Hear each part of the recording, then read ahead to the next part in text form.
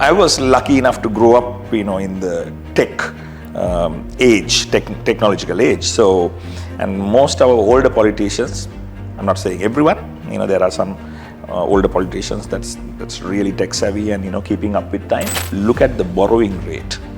This president has borrowed more money in the past 3 weeks than any other president in history has done. The Prime Minister, Ms. Harini Amarasuriya, that was one of the things that she was addressing during the campaign time. They were saying they would give 6% of the GDP for education. But like last week she said, we said it, yes, but it looks like it's not possible.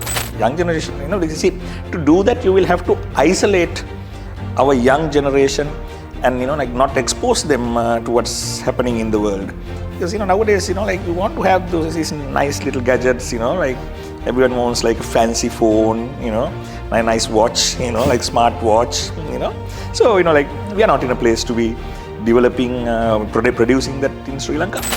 Knowledge and the way they carried themselves in the international arena. This government doesn't have anyone to match that bill. Policies wise, I don't think we are worlds apart. I think we are standing on the same goals, end goals. He actually went to the Katuwapitiya church, and I think there was a bit of protest against that as well against him, at that event, and rightfully so. I think it was a parent of one of the children that died in that unfortunate incident, or but avoidable.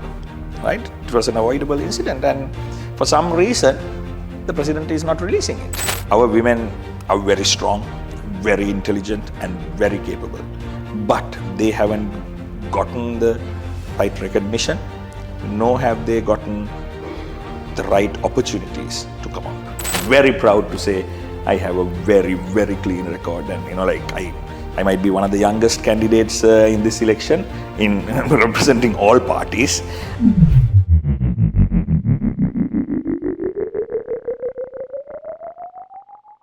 Sri Lanka will be going into polls for the upcoming general elections, and with me I have the Colombo East Chief Organizer of Samagi Janabalawegaya, who is also a former Western Provincial Council member and Colombo District Parliamentary candidate of Samagi Janabalawegaya, Mr. Anuradha Wimalaratne.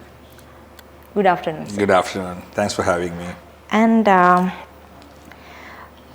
if I start off first with who is Anuradha? I mean, do people know who Anuradha Wimalaratne is? I think most people inside the Colombo city limits knows me because I used to be a municipal council member, one of the youngest. And then some people inside the district knows me as well because I was a provincial council member representing the Colombo district in the last provincial council. But if I explain briefly about who I am, I did my O-levels in the local stream, and then I did my London A-levels, and then my higher studies, uni studies were in Japan and US. I studied political science and finance. Then I was involved in businesses in quite a few different countries. Started off in Japan and then expanded our companies to Australia and a few other countries. And then after a 10-year run abroad, came back because, well, I wanted to come back. Everyone who goes abroad wants to come back home, right? So I missed my family, I missed my friends, I missed being in Sri Lanka, that whole vibe that is Sri Lanka and, that spirit, that's Colombo. So I missed that, so I came back. And then I accidentally got into politics. Even though I studied politics because I was interested in, how the government works and, because even as a child, I saw a lot of issues in this country due to the political behavior of some of our leaders. Right? And I used to be a bioscience student, wanted to be a doctor, like, most people. And, like I volunteered at the army hospital, and then, like that's where my mind changed, because I saw that war, that war, it was an unnecessary war that happened. The civil war of 30 yeah, years. at that time, right? I was growing up, and I saw a lot of casualties, young boys, so I actually saw the root cause to be politics, and doctors, medical staff, there's only so much they can do. We can, like they can treat the wounded, but like they can't stop the wounded from coming. And I thought, it's politics that can, make that change. So that's how I got into politics. I was one of the youngest CMC members, Colombo Municipal Council members, in 2011, and then shortly after, I was elected to be the first and only provincial councillor to represent the Colombo East electorate in the history of provincial councils, and I was one of the youngest there. And from the thing that I'm most proud of is I have conducted myself really well and honorably, if I do say so myself. In the 12, 13 years I've been in politics, there is not even a single allegation of corruption, misconduct, abuse of power, or any other thing. And So you know how hard it is to keep yourself clean in politics for that long without an allegation. So you have a clean, like zero corruption record, as in? Yes, I have. I'm very proud to say I have a very, very clean record, and like I might be one of the youngest candidates in this election, in representing all parties, and I come with experience as well. So I think that would be like a key point to set myself apart. Yeah. I mean, you should have experience, especially with the district that you're contesting in, because that's the majority. I mean, like even in your political party, Samagi Jana Balawegaya, the leader of Samagi Jana Balawegaya is also contesting from this particular district, and it's already crowded with so many big names. How can you set yourself apart from these so-called contestants? How will people select you as their candidate? Yeah, like as I said, I started off in the UMP, and yeah, UMP, SJV, we are all the same, right? We come from the same place, and yeah, the Colombo list is always, like in both our parties, it was always filled with the so-called heavy hitters, and it's been dominated by them as far as anyone can remember. But like I was never someone who would shy away from a challenge. Like I like to take challenges. I like to do the hard thing, because otherwise it would have been very easy to go to another district and get elected. But I think if you're going to fight, might as well fight with the big boys, no? And so yeah, I would not someone who would shy away from a fight. I like challenges, and the way I think like the way that I would be set apart from them would be I'm one of the youngest, and nowadays people are demanding young, educated people in Parliament, and I'm not only one of the youngest in these lists. I am also relatively educated, I'd like to say. Plus, I come with experience and a clean record. So if you want someone young, with a little bit of knowledge, experience, and a clean record, I think I fit the bill. So you're saying is that you can actually understand the problems faced by the younger generation, as in the Generation C and the millennials, and you can address to their burning issues. Definitely, because like I come from the next generation, right? Like I'm like one of those next generation politicians. Because I mean, what I wanted to say was that they are tech savvy people and they believe that they are misunderstood, and so they have been wronged by many people. So that was the main catalyst behind all this like political changes and then everything that has happened in this country. So will you be able to address their issues? Well, you're 100% right, and like so are the young young voter of this country. They have been wrong, and they haven't been understood, because Parliament has always been filled with how can I say this in a nice way? The old giants, right? So the times have changed. Like we are not living in the same kind of times, not in the same kind of global environment anymore. So I was lucky enough to grow up, in the tech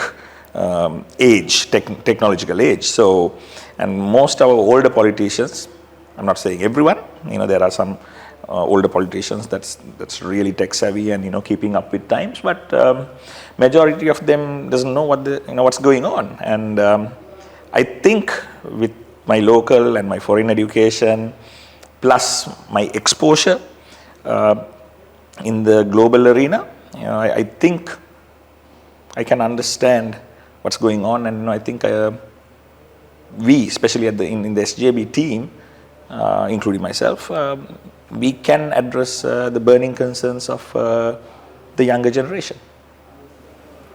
And moving on to the current political climate in the country, Anuradha Wimalaratne, who is the current president, in 2019 received only 3% of votes from the total population, and then later on in this year, 2024, he make a remarkable comeback with 42% of the total vote base. And there is a sort of a shift of people's ideologies and thinking that they are the new era of Sri Lanka. They will do a better job than the previous political parties who actually governed Sri Lanka.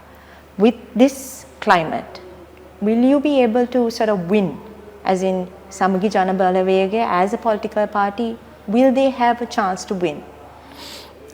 Let me address it this way.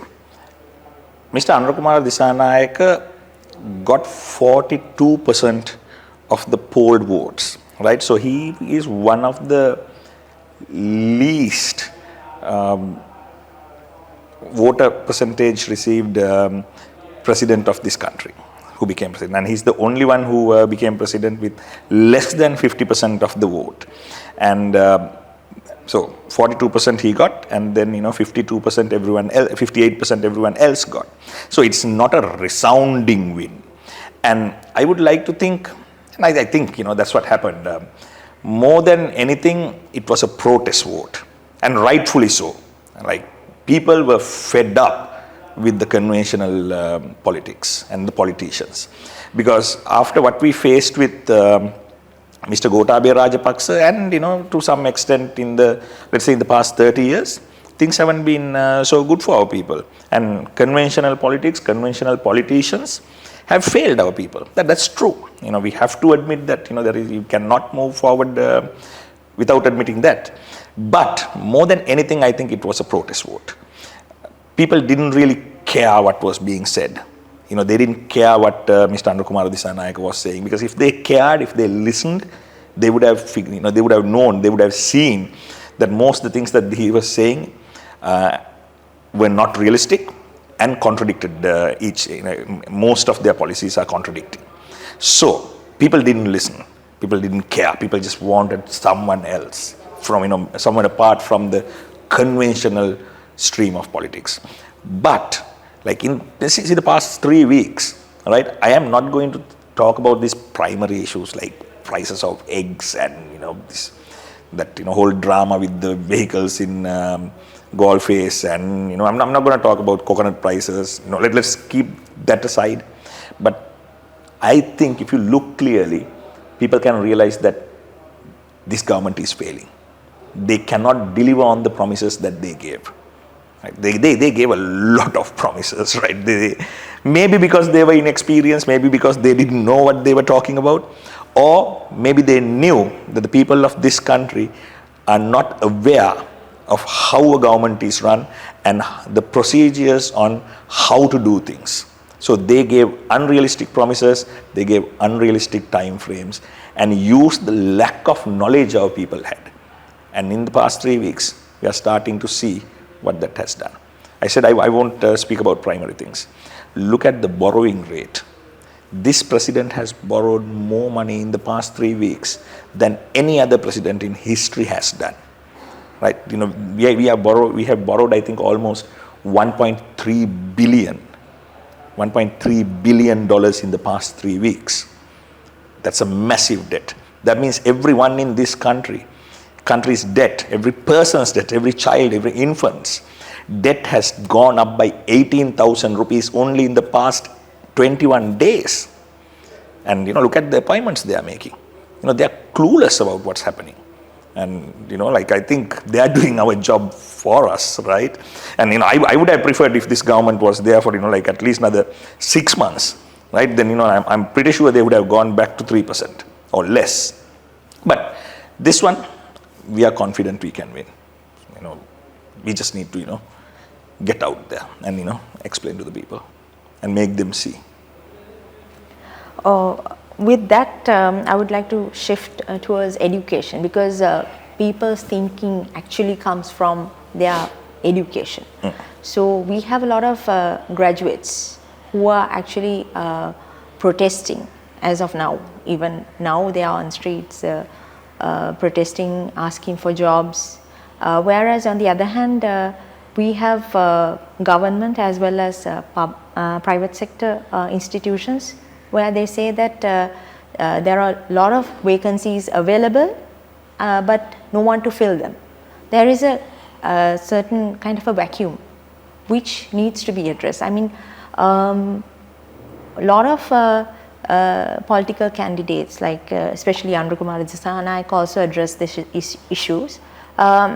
They promised a lot, and they say that they do have certain kind of plans, but as of now we haven't seen anyone implementing anything. Do you actually have a plan to address this issue, because it's very critical at the moment? Very true.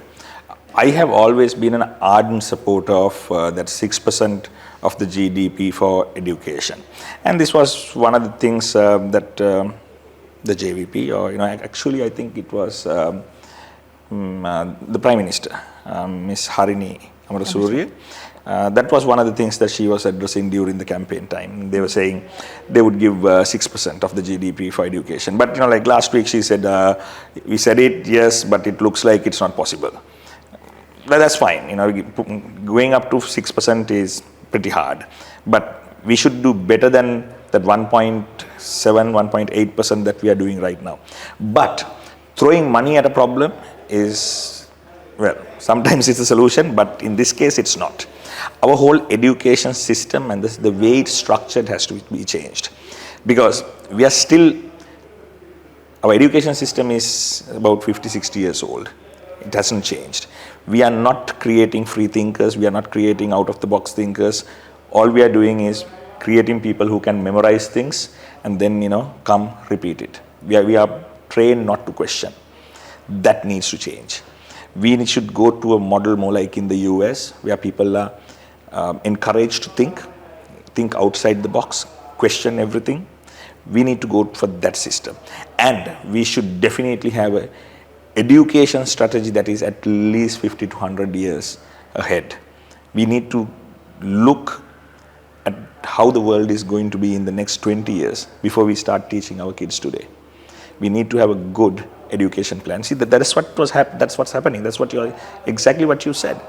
We have graduates, and we have jobs, but we don't have graduates that fit the jobs, and you know, there are no jobs that fit the graduates. Why is that? Because the education system has failed them.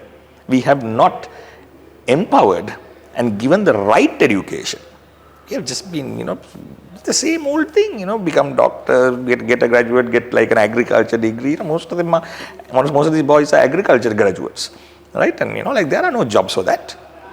So we need to change that. And I think changing that would be a start. And like, even though like I understand that there is no money, but we can change the system with the money we have. Make it better. So I think that's going to be the solution.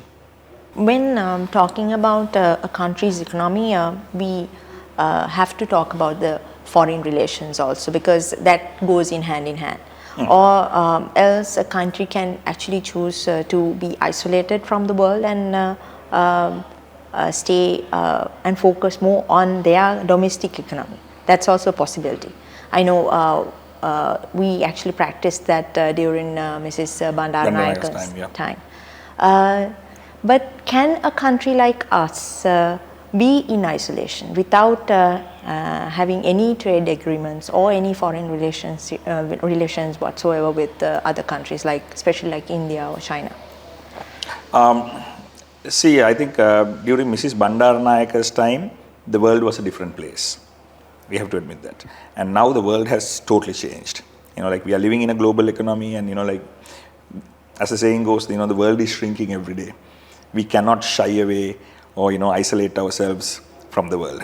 That is not going to work. Like that's one of the biggest concerns that I have with this pro-left camp being in power. Good examples of isolating yourself would be Cuba or North Korea. Is that the kind of country you want to live in? No. Like young generation.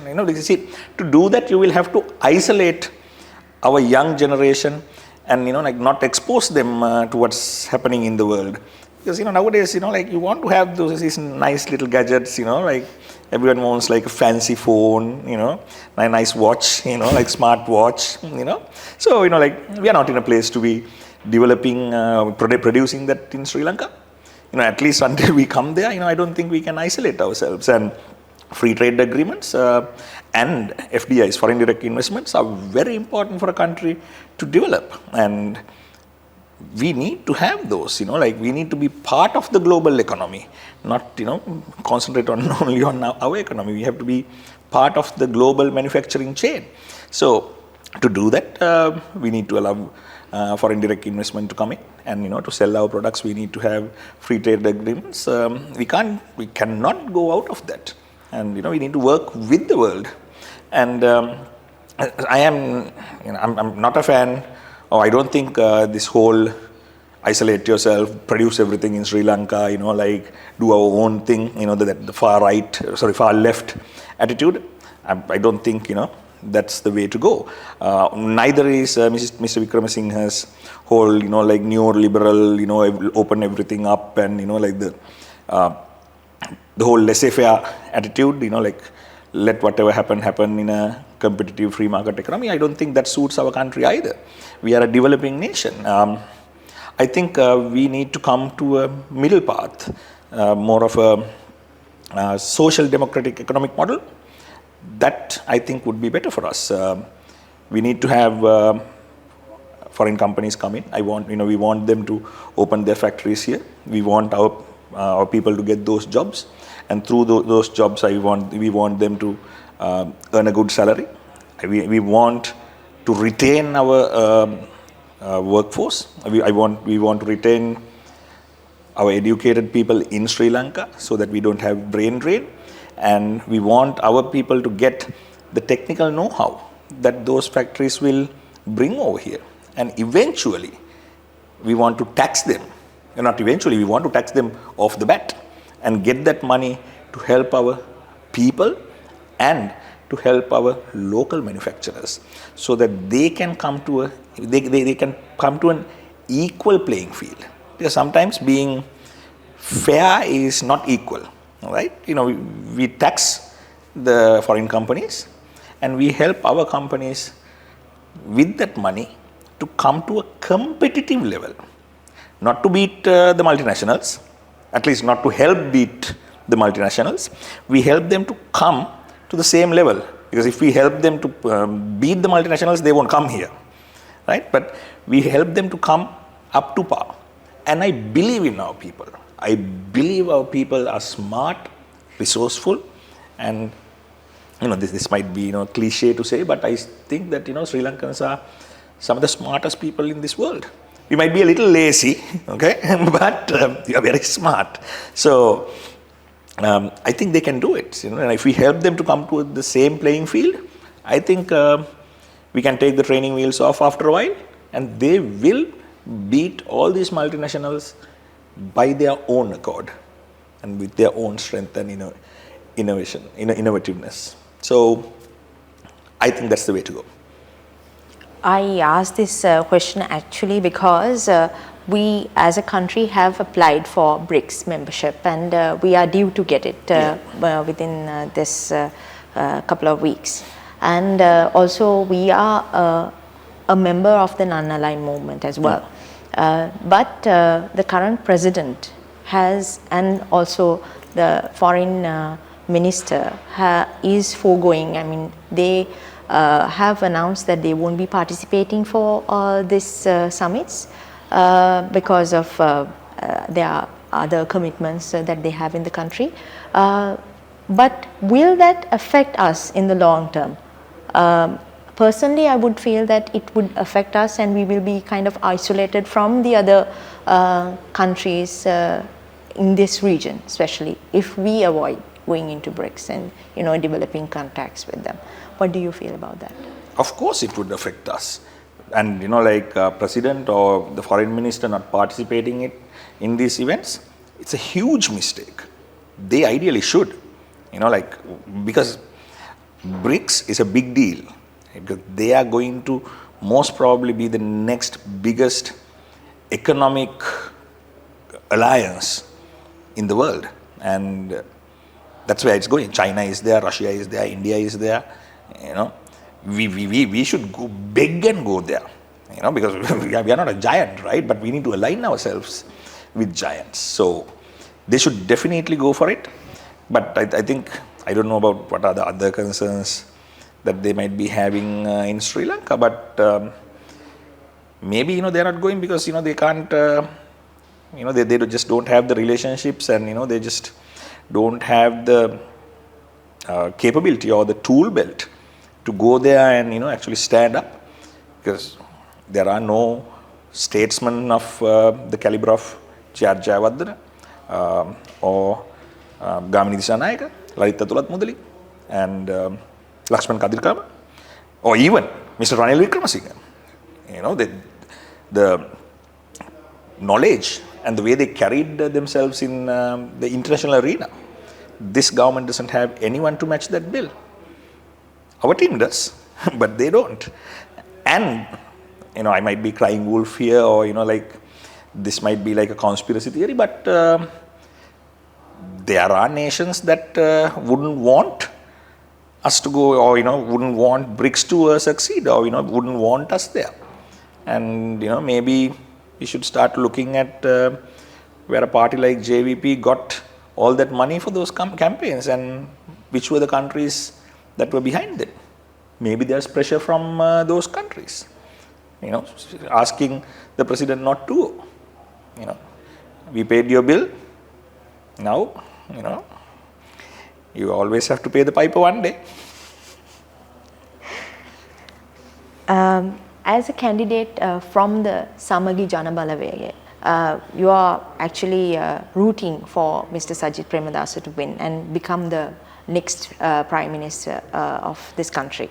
And if that happens, if by any chance it happens, will there be a conflict of interest between the current president and Mr. Sajith Premadasa? As in, their policies, ideologies are poles apart, as we know. So, will you be able to set aside all those policies and ideologies and work together for the betterment of the country? Or will there be issues or conflicts? Not if, when we win and when Mr. Premadasa becomes Prime Minister, yes, we will be able to work together, not a problem. Because I will say this again, the President only got 42%, JVP only got 42%, and people are starting to realize that they made a mistake and that these guys don't have the team capable of delivering on what they promised. So if the people really start to think and analyze this properly and not vote in anger again, and if they really look at this as politics should be looked at, they will realize that we have the best team.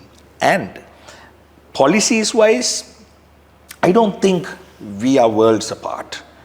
I think we are standing on the same goals, end goals. The biggest things that Mr. Anukumar Dissanayake was talking about: end of corruption, recovering our stolen funds, what else? Developing the economy, right? So, who do you think can best do this? When it comes to ending corruption, we know how to do it. We have a very good, very clean team, right? And then recovering stolen assets. We have been working towards this for the past 3 or 4 years. We have been working with the United Nations in their STAR program, Stolen Asset Recovery Program. So we have the know-how. We have been working towards it, and they have no idea on what's going on. And the other thing, economy-wise, like, who has the best economists, right? We're not going to say, internet එක හොග් ගාලා ගියා. So we have the team capable of delivering what the president promised.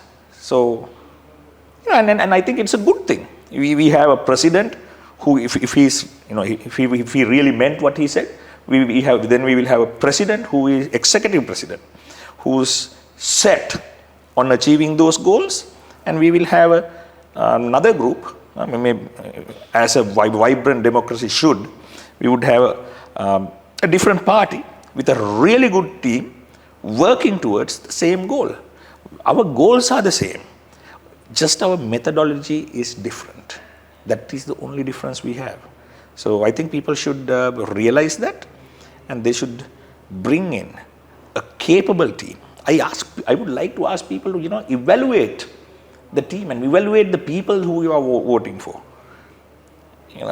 and pick the right people. I don't care about the party. Pick the right people for the right job. That's how we will move forward. So when considering picking the right people, we can see there's always been a sort of a male dominance, especially in the parliament. And there isn't enough female representation, even in the workforce as well as in parliament. So, but there are a lot of discussions about bringing in new faces, especially women, into the parliament and into other areas of in the country. So, how would you go about it? Do you have any special plans which you want to implement? Yeah, our female population is highly underutilized. We are missing out a lot because of that. Mind you, our women are very strong, very intelligent, and very capable, but they haven't gotten the right recognition, nor have they gotten the right opportunities to come up. Public sector, private sector, politics, it's always the same. That whole glass ceiling is there, it's true. And I think to combat this or to set things right, we need to come up with policies that actually look into the female percentages in public and private companies and encourage them, push them a little bit more to hire, let's say at least 40% women, and then we need to take care of their needs as well, like pregnancy leave, things like that, maternity leave, and early childhood. We need to look into that, and we need to address that. We need to address the whole daycare issue. That's one of the biggest reasons that most our mothers leave the workforce. So we need to look into those things. And even when it comes to politics, I think there should be more female representation in parliament, and like in all aspects of the government. But to do that, we need to have more women in our nomination lists. Yes, some people don't want other women in the lists, but I think we should encourage that. At least if we can make it compulsory that 25% representation should be there on lists in parliamentary level, that would be a good thing, because it's there in the local government level, but it's not there in the parliamentary level. Like most parties don't have that 25%. Even ours don't. So I think that's where we should start. I think we should at least make it 50% of the list should be women, because not everyone who contests will get elected. So if you want 25% in parliament, you need to let 50% of them contest. I'd prefer 90%, so that I'd be one of the only men, and I don't have to split the vote with other men. So, but I think if we want to be fair, we have to treat them not equally but better. That's how we become fair. With regards to promises, Mr. Anuradha Dissanayake actually made a lot of promises that he would do before becoming the president. And one such promise was the Easter Sunday attacks report being publicized. But it has not been, it didn't happen. Still, it's there. And even after 3 weeks of him becoming the president, we don't hear anything about it. Are there any, why is it not open to the public now? Why hasn't it been publicized? Do you have any kind of a theory? That's a very good question. I keep wondering myself. I keep wondering, are these just campaign promises that most other people used to give? And not only the Easter Sunday bombing. There are suppressed reports about the bond scam. Then what happened to Mr. Eknaligoda, what happened to Lasantha Wickramatunge, what happened to Tajuddin. There are many such issues, and all those things need to be looked at. But this Easter Sunday report, the president could have done it with just one stroke of his pen. He could have released it, but he didn't. He actually went to the Katuwapitiya church, and I think there was a bit of protest against that as well, against him, at that event. And rightfully so. I think it was a parent of one of the children that died in that unfortunate incident, or but avoidable, right? It was an avoidable incident, and for some reason the president is not releasing it. The president has the power to release it, but he's not. So I'm keenly waiting to see what Mr. Anuradha Dissanayake would do next. And again, at the risk of sounding like a conspiracy theorist, we know that that whole Easter Sunday attack was politically motivated, not racially, not religiously. It was a politically motivated attack. Everyone knows this. It's common knowledge. So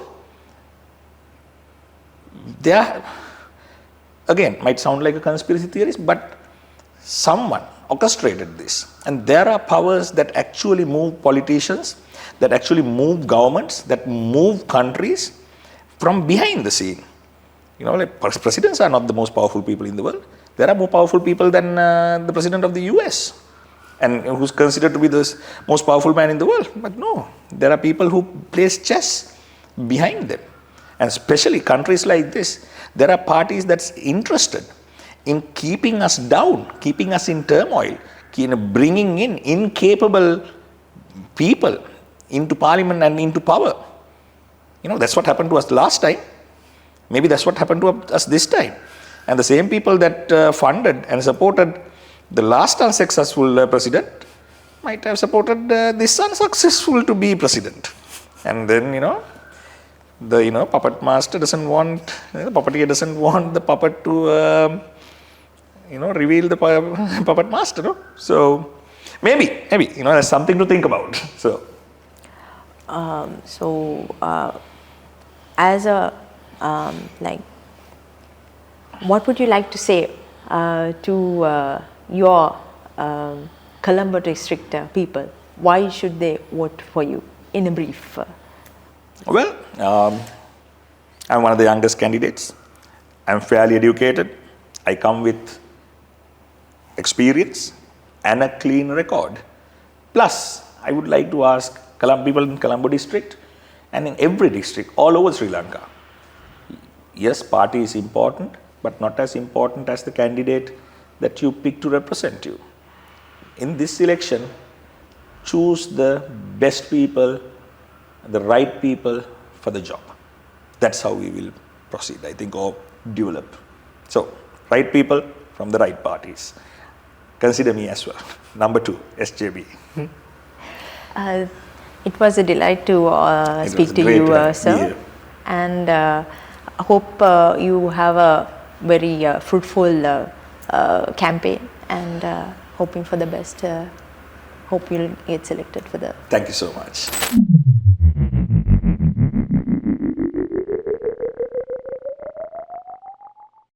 සමගි ජන බලවේගයෙන් කොළඹ දිස්ත්‍රික්කයෙන් අපේ අනුරාධ අංක 2